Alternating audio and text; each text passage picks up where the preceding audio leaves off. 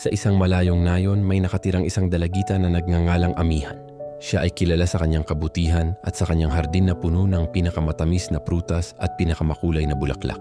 Mahal na mahal niya ang kanyang mga halaman.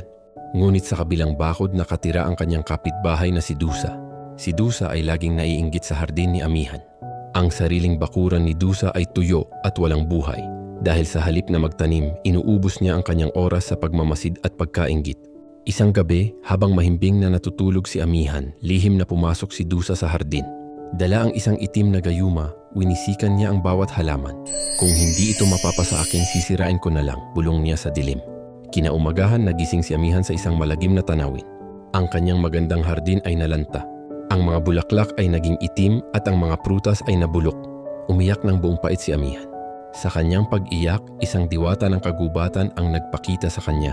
"Huwag kang malumbay, mabuting bata," sabi ng diwata. "Ang iyong mga luha ng pagmamahal ay may kapangyarihan." Itinuro ng diwata ang lupa kung saan tumulo ang mga luha ni Amihan. "Mula sa iyong kalungkutan, isang bagong halaman ang tutubo.